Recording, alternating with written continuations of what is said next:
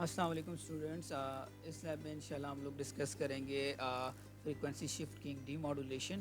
तो मॉड्यूलेशन हम लोगों ने वैसे इसकी कर ली थी, उसकी ये सर्किट जिस तरह की ब्लॉक डायग्राम आप देख सकते हैं, ये हम लोग परफॉर्म कर चुके हैं। तो आज हम लोग देखेंगे इसको डीमॉड्यूलेट कैसे किया जाता है।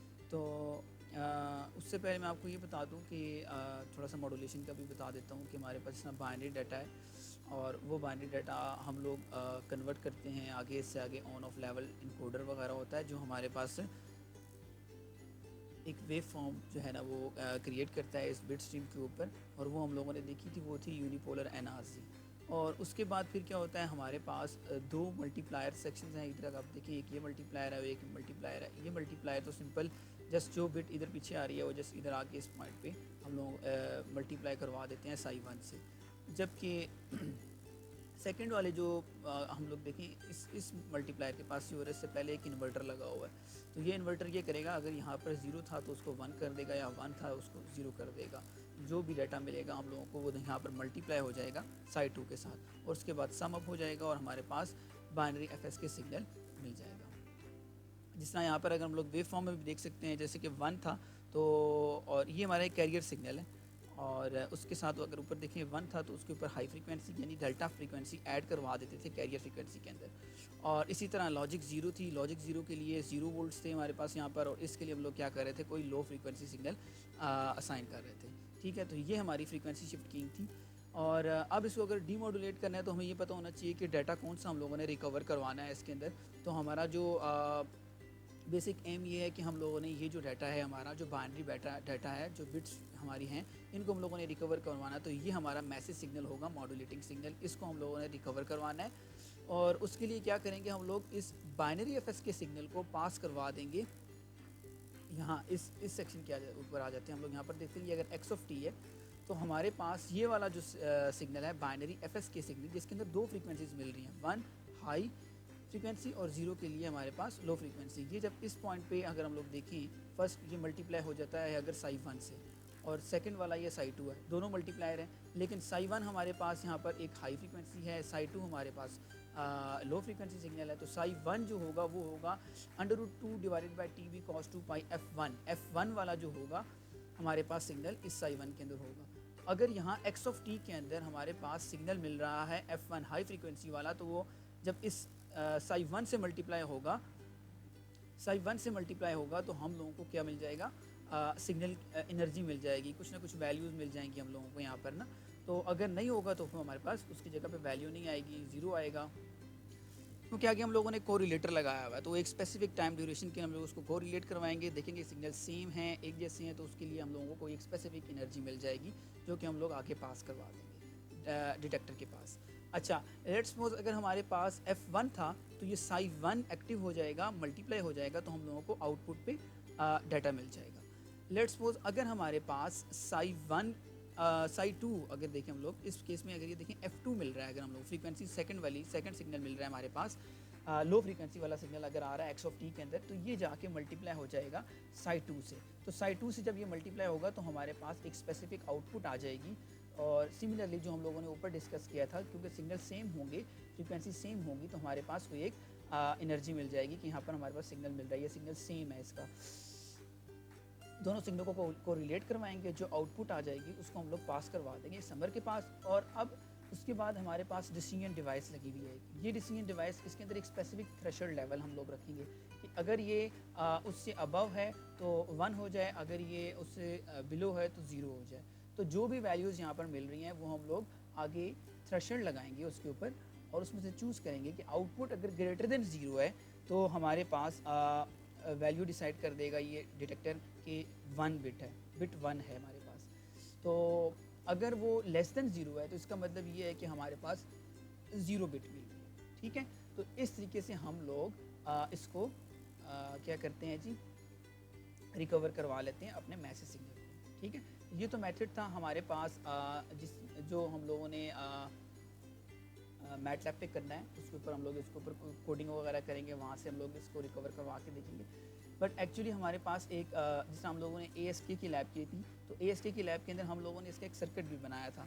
तो मैं वो सर्किट भी आपको एक्सप्लेन कर देता हूँ, क्योंकि FSK का सिग्नल जो है सर्किट जो है वो बिल्कुल सिमिलर है ASK की तरह ही है बिल्कुल, उसमें कोई इतनी चेंजिंग नहीं है, सिर्फ एक लो पास फिल्टर एक्स्ट्रा ऐड है उसके अंदर, बाकी सर्किट सेम है।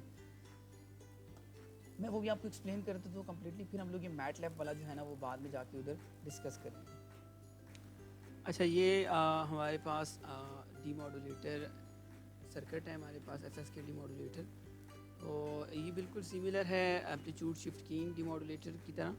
और इसमें सिर्फ हम लोग जो है ना एक लो पास फिल्टर स्टार्ट के ऊपर बिल्कुल लगा रहे हैं, क्योंकि इस पर दो फ्रीक्वेंसीज यूज़ हो रही हैं। हमारे पास एक लो फ्रीक्वेंसी सिग्नल है और उस तरह ही हमारे पास सेकंड वाली जो है वो एक हाई फ्रीक्वेंसी सिग्नल है।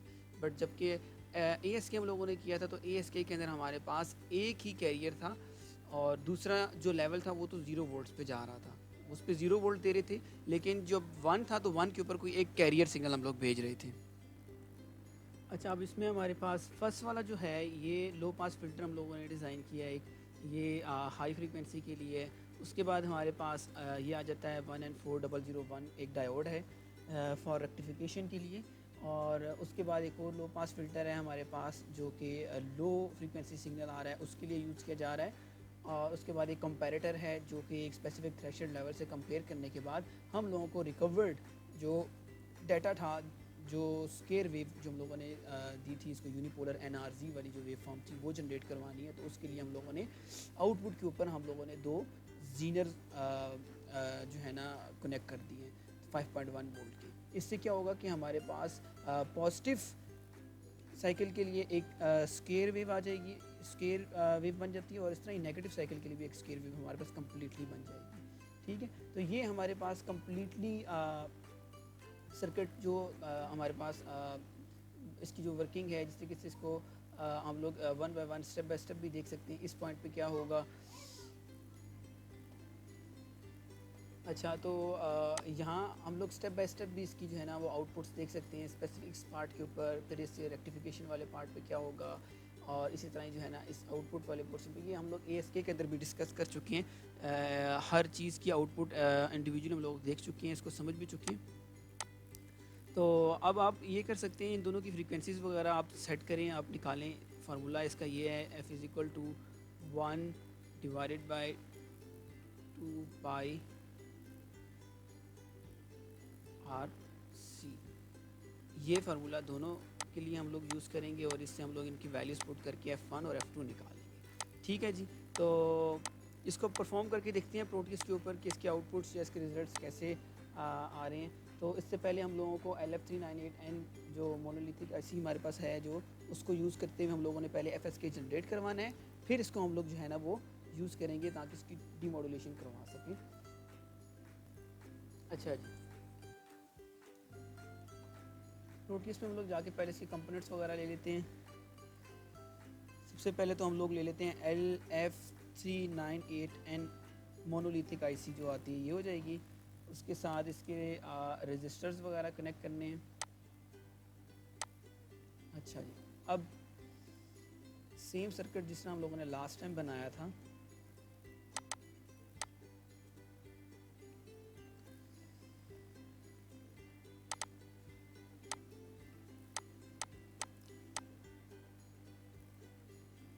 अच्छा जी, सोर्स सबसे पहले DC वोल्टेज हैं, ये कनेक्ट कर लेते हैं। ये आ जाएगा 15 वोल्ट्स और यहाँ आ जाएगा -15 वोल्ट्स। और पिन नंबर 3 पे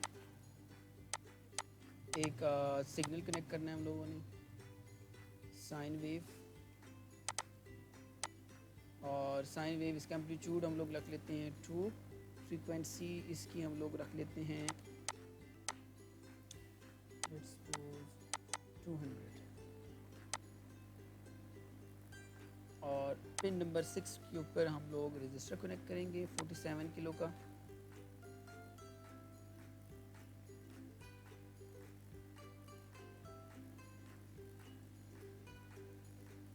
और पिन नंबर 7 हम लोग ग्राउंड कर लेंगे।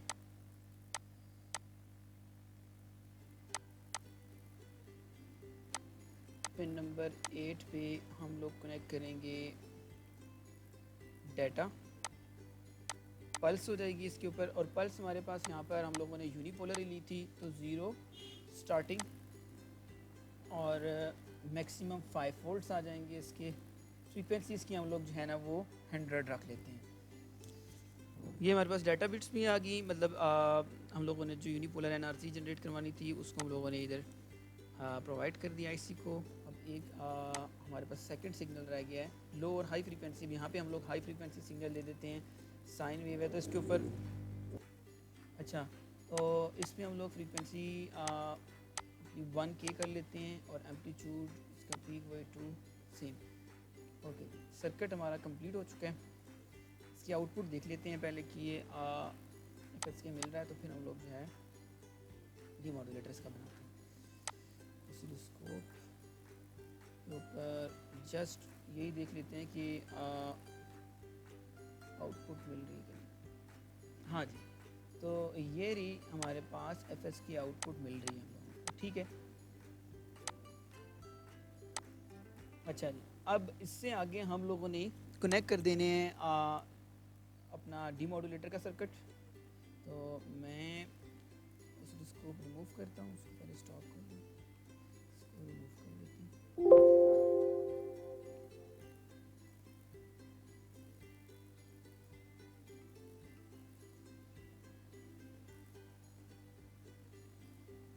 ओके, हमें यहाँ से सिलेक्ट करना पड़ेगा एक कैपेसिटर और उसके साथ हम लोग LM741 IC और जीनर। अच्छा जी, जीनर डायोड इधर से 5.1 का ये रहा, ये भी आ गया, कैपेसिटर भी आ गए, आईसी भी आ गई, रेजिस्टर भी हो गए। अब एक डायोड चाहिए 1N4001, ये। अच्छा, सबसे पहले तो हम लोग इधर लो पास फिल्टर पहले लगा लेते हैं अपना रेजिस्टर, इसके बाद आ जाएगा कैपेसिटर,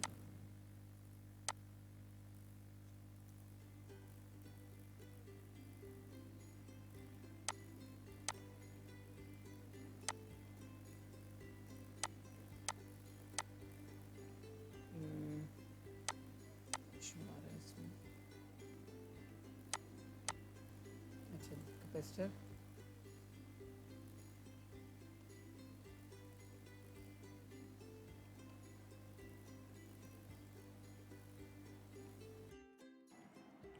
अच्छा जी। अब कैपेसिटर कनेक्ट करते हैं इसके साथ, इस पॉइंट पे इसको रोटेट कर लेते हैं।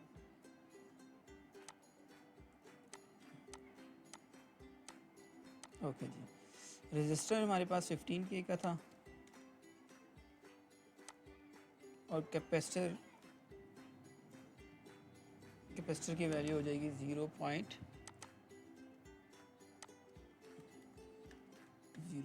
Micro farad. अच्छा, इसको हम लोगों ने ग्राउंड कर देना है, तो मैं इसी के साथ अटैच कर लेता हूँ। और इसके बाद हमारे पास आ जाएगा 1N4001 डायोड, और उसके बाद एक और लो पास फिल्टर जो हम लोगों ने कनेक्ट करना है रेजिस्टर, और सिमिलर इस तरीके से कैपेसिटर भी आ जाएगा। इसको हम लोग रोटेट कर लेते हैं, रोटेट हो जाएगा।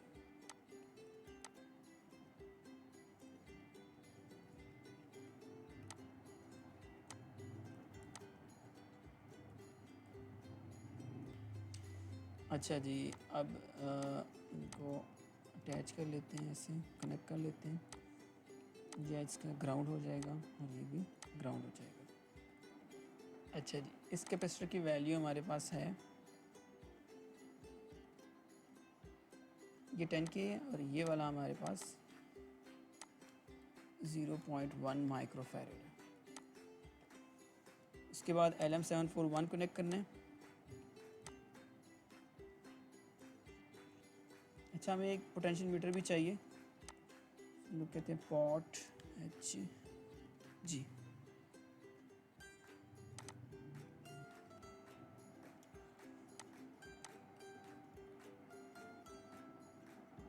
ओके जी, इसका ये वाला ये पिन कनेक्ट करते हैं ग्राउंड के साथ, और ये कनेक्ट हो जाएगी इसकी पिन नंबर 3 के साथ। और एक सोर्स चाहिए जो कि डीसी सोर्स यहाँ पे अप्लाई करना है, एक डीसी सोर्स यहाँ अप्लाई कर देते हैं 15 वोल्ट्स एंड -15 वोल्ट्स।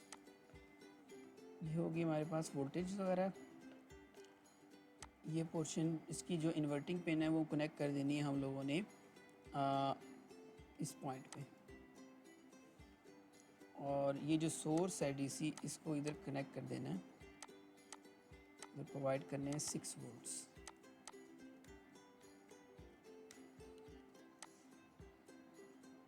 ठीक है जी, ये हम लोगों ने यहाँ तक तो कंप्लीट कर लिया। उसके बाद आगे एक 1K का रजिस्टर लगाना है और उसके साथ फिर 2 जीनर्स कनेक्ट कर देने हैं।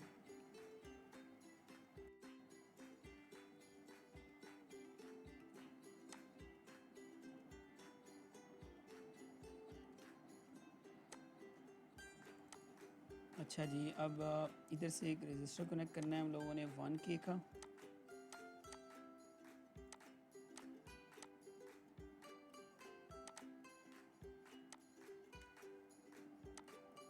और इसके साथ हम लोगों ने कनेक्ट कर देना है 2 जीनर्स।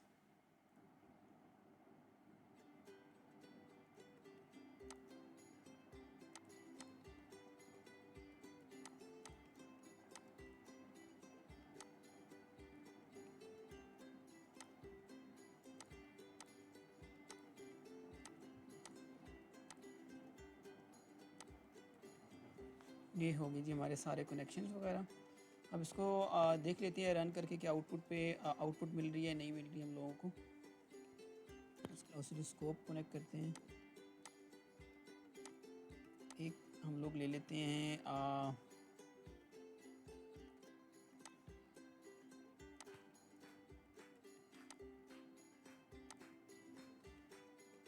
सेकंड जो है हमारी ये हो जाएगी, ये एक FSK और दूसरी हमारे पास ये वाली आउटपुट।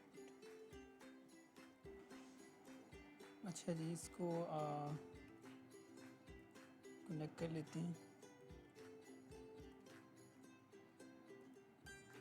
ये वाला पॉइंट इस पॉइंट पे। अच्छा जी, ये आ रही है हमारे पास इसकी आउटपुट। स्पेसिफिक फ्रीक्वेंसीज़ के लिए अगर देखें, हाई फ्रीक्वेंसी के लिए हमारे पास सिग्नल मिल रहा है ये वाला पॉजिटिव, लो के लिए ये वाला हमारे पास पोर्शन आ रहा है, लेकिन इसमें थोड़ी बहुत रिपल्स वगैरह आ रही हैं, लेकिन हाँ सिग्नल जो है ना वो रिकवर हम लोगों ने कर लिया इस मेथड से। अच्छा, तो ये प्रोटीज का सर्किट था जो हम लोगों ने अभी इस पर परफॉर्म किया है। अब हम लोग देखते हैं कि मैट लैब के ऊपर जो है ना इसको हम लोग कैसे उस ब्लॉक डायग्राम को परफॉर्म कर सकते हैं। अच्छा, इस सर्किट में कोई इशू वगैरह हो आपसे अगर परफॉर्म ना हो रहा हो तो आप लोग मुझसे डिस्कस कर सकते हैं। इजी सर्किट है, इतना डिफ़िकल्ट नहीं है। ये दो लो पास फिल्टर्स हैं और बाकी सर्किट्स तो हमारा जो है ना ASK की तरह है, सेम है। सिर्फ और सिर्फ एक ये एक्स्ट्रा हमारे पास स्टार्ट के ऊपर एक लो पास फिल्टर है, और ये 741 यूज़ कर लीजिएगा। मैंने LM741 यूज़ की थी, आप 741 यूज़ कीजिएगा, उससे रिजल्ट्स कुछ बेहतर होते हैं, आ जाते हैं हमारे पास। ठीक है, और सप्लाईज दोनों के लिए मैंने 15 वोल्ट रखी हैं, 741 के लिए भी और LF398 के लिए भी। ठीक है जी, और अब हम लोग इसको देखते हैं कि मैट लैब के ऊपर हम लोग कैसे इसको परफॉर्म कर सकते हैं। अच्छा जी, मैट लैब का जो कोड है इसका बिल्कुल सिमिलर है जिस तरह हम लोगों ने ASK के अंदर कोड लिखा था, तो कुछ चीज़ें थोड़ी बहुत चेंज हैं। मतलब इसके अंदर 2 कोरिलेटर हमारे पास यूज़ हो रहे हैं। तो स्टार्ट करते हैं इसकी कोडिंग। सबसे पहले CLC close all clear all, पहले तो हम लोग डिफ़ाइन कर लेते हैं। पहले हम लोगों को अपना जो मॉड्यूलेशन वाला कोड था वो लिखना पड़ेगा, एक्सप्लेन करना पड़ेगा, उसके बाद हम लोगों ने इसकी डीमॉड्यूलेशन करनी है। तो मैं जल्दी से वो लिख देता हूँ, मैंने आपको ये एक्सप्लेन भी किया है, समझाया हुआ है सारा।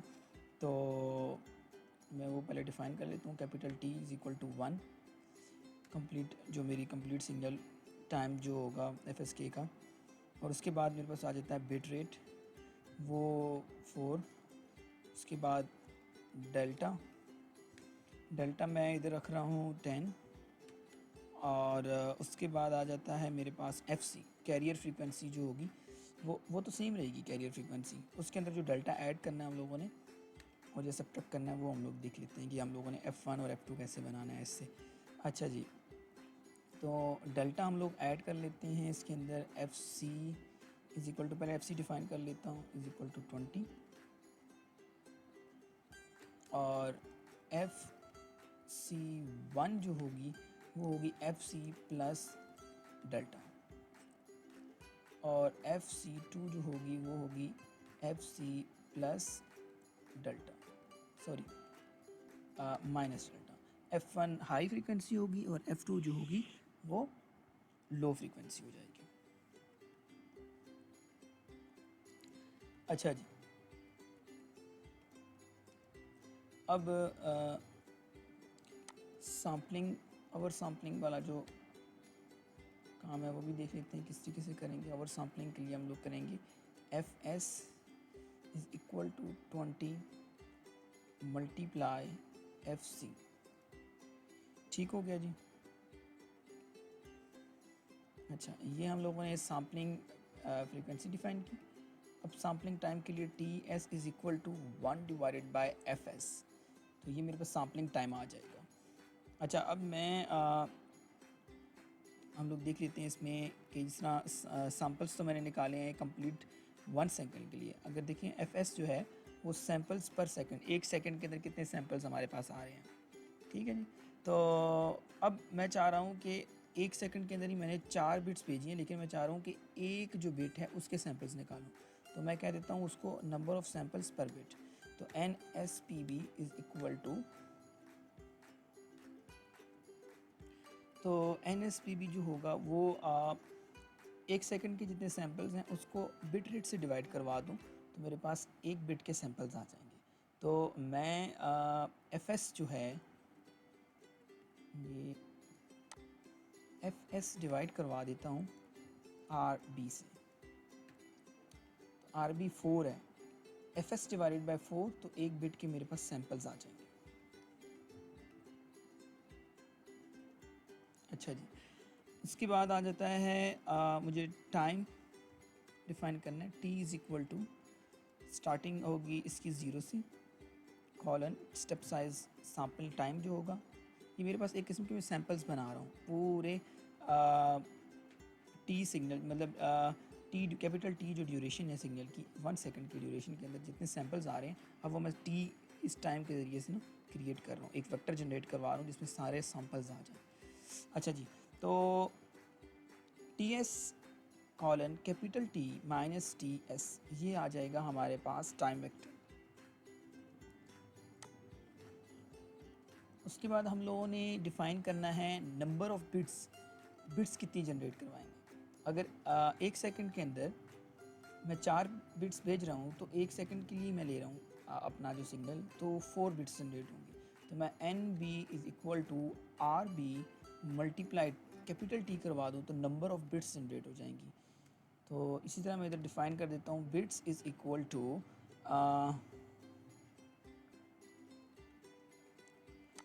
बिट्स इज़ इक्वल टू आ जाएगा रैंड I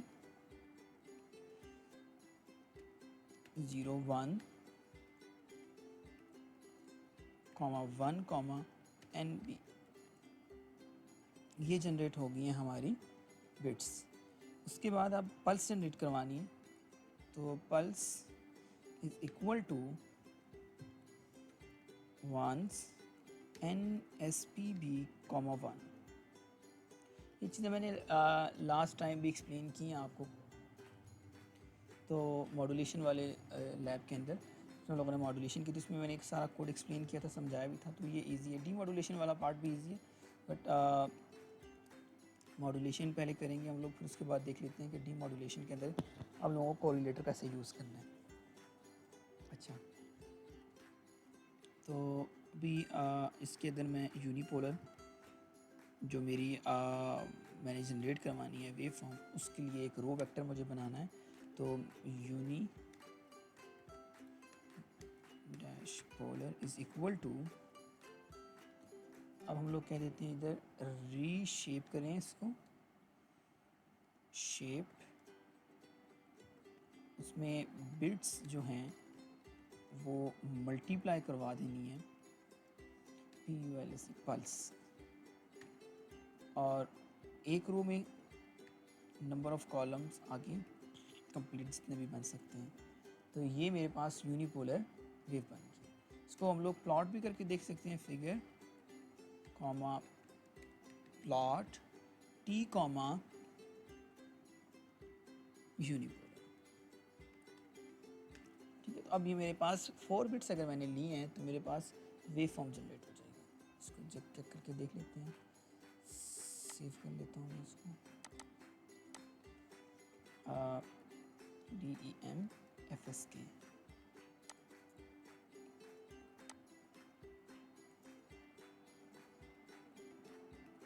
हाँ जी, तो ये हमारे पास जनरेट हो गई हैं बिट्स यूनिपोलर, 0 से स्टार्ट है और 1 वोल्ट। तो 1 नहीं, हम लोग 5 वोल्ट ले लेते हैं, तो मैं पल्स को 5 से मल्टीप्लाई करवा देता हूँ। अब अगर देखें तो हमारे पास कंप्लीट 0 से 5 वोल्ट और ये 1001 की वेव मिल रही है। अच्छा, अब सेकंड जो हमारा स्टेप है उसमें हम लोगों ने यूनिपोलर को हम लोगों ने जनरेट करवाया, लेकिन इन्वर्टेड भी जनरेट करवानी है, FSK है। तो एक तो सिंपल जनरेट करवाई है, अब हम लोग इसका इन्वर्टेड वेव फॉर्म भी जनरेट करवा देते हैं। उसके लिए करना पड़ेगा UNI dash P dash inverted के नाम से, और इसको हम लोग कह देते हैं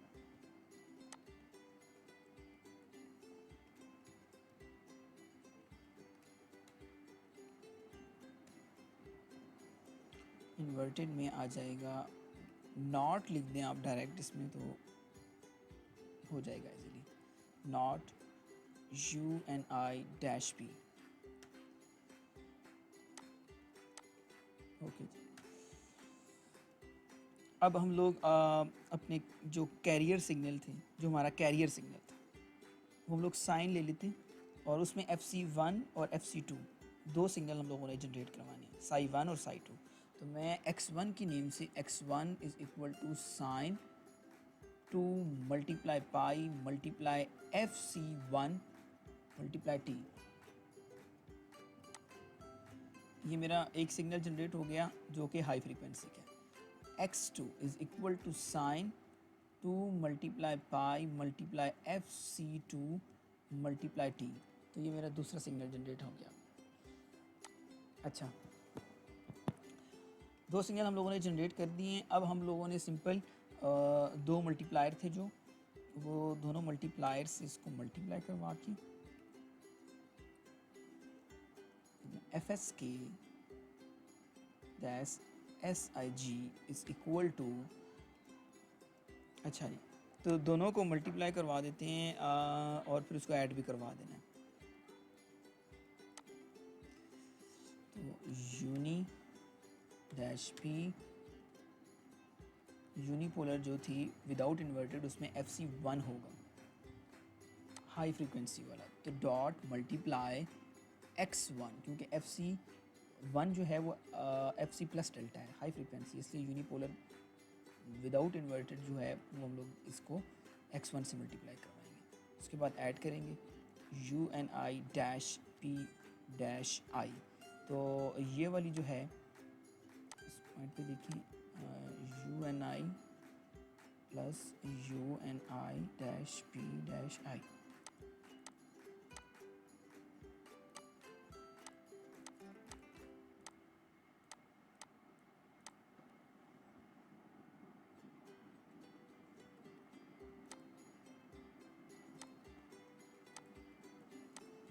dot multiply x2,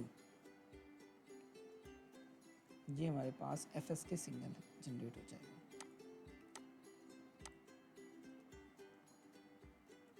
UNI dash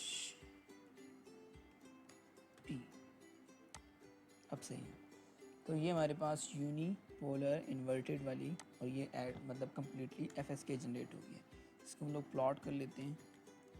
plot F S के डैश एस आई जी और टी कॉमा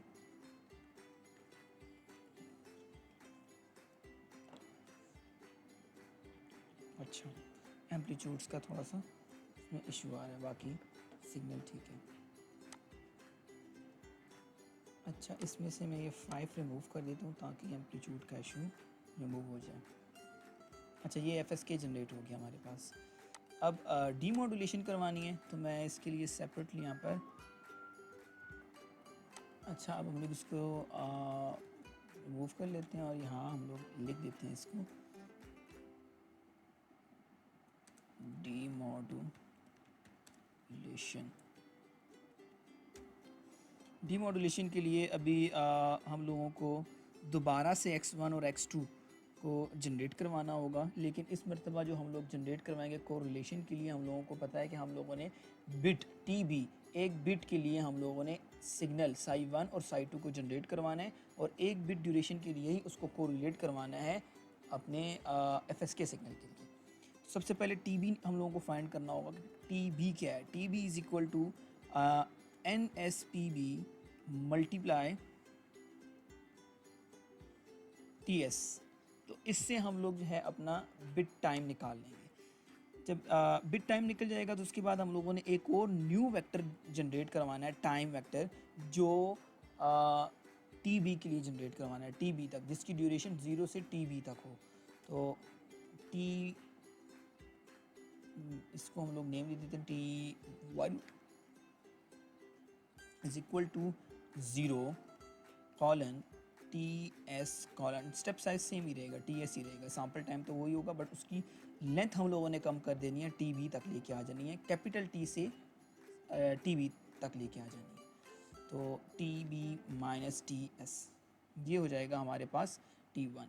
तो अब XC1 is equal to sine 2 multiply pi multiply FC1 multiply, अब यहाँ पे T1 कर देना।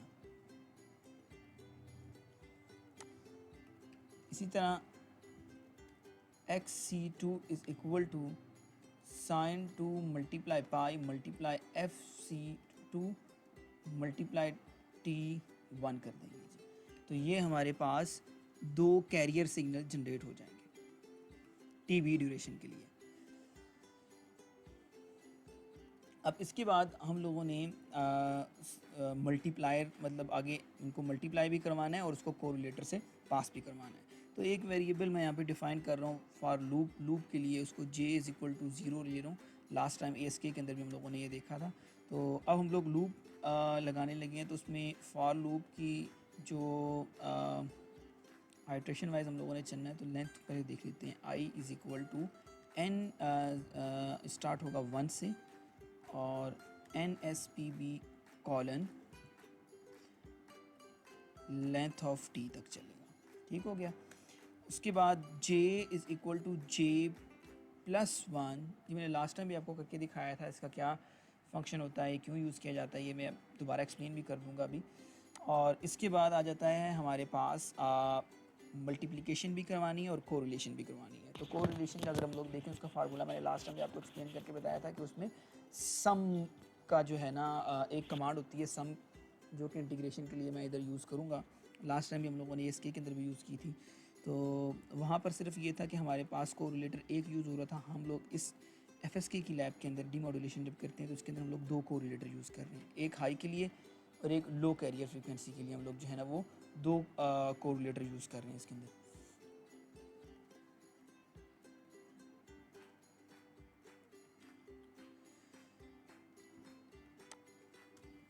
तो out is equal to last time same variable use कर रहा हूँ जिस तरह लास्ट टाइम भी यूज़ किए थे, लास्ट वीडियो के अंदर हम लोगों ने देखी है ASK की, कॉलन कॉमा j और इज़ इक्वल टू सम, इसमें आ जाएगा XC1, हमने अभी XC1 लिया है कैरियर जो कि टी सिग्नल के लिए। उसके बाद आ जाएगा dot multiply FSK dash SIG signal, और इसकी जो हम लोगों ने लेंथ रखनी है वो भी TB तक हो। XC1 तो ऑलरेडी जनरेट है TB तक, वो तो हम लोगों ने TB ड्यूरेशन तक हम लोगों ने XC1 जनरेट करवाया साई1 को। लेकिन जो हमारे पास FSK है, FSK सिग्नल ये वाला, ये कंप्लीट 0 से लेके कैपिटल T तक हम लोगों ने जनरेट करवाया है। इसको भी लिमिट करना है TB तक। तो हम लोग फिर आगे यहाँ पर एक कमांड एक लगाने वाले हैं जिसमें हम लोग लिखेंगे कि I is equal to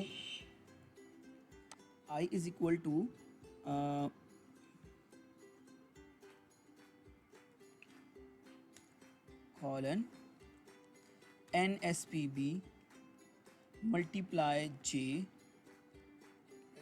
and ये हमारे पास कोरिलेशन होगी। अच्छा, अब इसमें ये होगा कि आइट्रेशन आई है तो 1 से लेके NSPB एक बिट के सैंपल्स का गैप लेना है और लेंथ ऑफ T तक चलना है, यानी कि टोटल नंबर ऑफ सैंपल्स जितने भी हैं हमारे। तो अगर हम लोग यहाँ पर इसको देख लें, NSPB जो है हमारे पास 100 है और कैपिटल T जो है वो हमारे पास वो तो 1 है, लेकिन इसमें जो सैंपल्स आ रहे हैं टोटल नंबर ऑफ वो हमारे पास हैं ये स्मॉल T 400। तो 100 का गैप लेंगे। हर एक आइट्रेशन के ऊपर J अभी स्टार्ट में 0 है, तो यहाँ पे 0 है तो 0 + 1 J 1 हो जाएगा। तो out of 1 is equal to sum of XC1 dot FSK signal 1 से लेकर 100 तक ये मूव करेगा। J अभी यहाँ पर 1 है तो J इससे मल्टीप्लाई होगा, 100 1 1, तो हमारे पास एक सिग्नल ये जनरेट हो जाएगा इसका, और इसकी आउटपुट हम लोगों को मिल जाएगी। यही सेम कमांड अब मैं इधर से कॉपी करने लगा हूँ और इसको Ctrl+C करना है और इधर Ctrl+V कर देते हैं। और इसमें सिंपल अब ये करना है कि जो हम लोगों ने XC1 किया था सेम FSK सिग्नल को XC2 से भी मल्टीप्लाई करवा देना है, क्योंकि हाई भी होगी और लो भी होगी। जब ये हम लोग कर लेंगे तो इसके बाद हमारे पास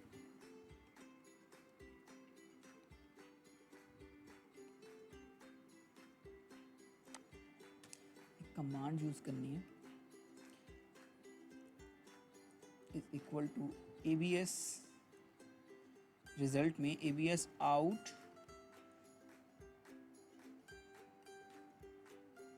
माइनस ABS आउट 1, इसको मैं आउट 1 ले रहा हूँ, आउट ये हो जाएगा और आउट 1 सेकेंड, ठीक है जी। और इसके बाद हम लोग पहले मैं आपको ऐसे ही इसकी रिजल्ट्स दिखा देता हूँ एंड, और REC bits is equal to RES कर लेते हैं। तो इसको अब रन करके देख लेते हैं कि आउटपुट मिल रही है नहीं। ओके जी, तो हमारे पास रिजल्ट्स आ रहे हैं। अच्छा, ये अब इसमें एक प्रॉब्लम हो रही होगी आप लोगों को इसमें कि ये मैंने सब्ट्रैक्शन क्यों किया है, माइनस क्यों किया है, तो ये मैं आपको एक्सप्लेन करता हूँ। अच्छा, अब अगर देखिए यहाँ पर क्या हो रहा है, X1 माइनस X2, तो ये जो है हमारे पास पोर्शन, इसलिए मैंने यहाँ पर ये सब्ट्रैक्शन किया उधर, ठीक है। तो पॉजिटिव में और एक नेगेटिव में वैल्यूज़ आ जाएगी। अब हम लोग देख लेंगे कि वो जोन सी वैल्यू ग्रेटर दैन 0 है तो वो 1 आ जाए, और अगर कोई वैल्यू लेस दैन 0 है तो वहाँ पर 0 आ जाए, ठीक है। तो ये इस वजह से हम लोगों ने यहाँ पे क्योंकि ये सेकंड वाला साई2 आपको पता है इसमें लो फ्रीक्वेंसी वाला सिग्नल है और साई1 हाई फ्रीक्वेंसी का सिग्नल है। तो हाई फ्रीक्वेंसी के लिए 1 अलॉट किया था और लो फ्रीक्वेंसी के लिए 0। तो जब 1 आएगा तो हाई फ्रीक्वेंसी मिलेगी, उसके लिए हम लोगों ने यहाँ पर पॉजिटिव रखा और सब्ट्रैक्शन करवा दी सेकंड वाले को, ठीक है। तो अब यहाँ पर देख सकते हैं कि हमारे पास जो बिट्स थी वो 0 1 1 थी, जो जनरेटेड बिट्स थी। तो हम लोगों ने सब्ट्रैक्शन करवाई थी। 0 का मतलब लो फ्रीक्वेंसी सिग्नल और उसके लिए नेगेटिव साइन आएगा, तो ये -50 मिल रहा है, और 1 1 1 तो 50 50 50।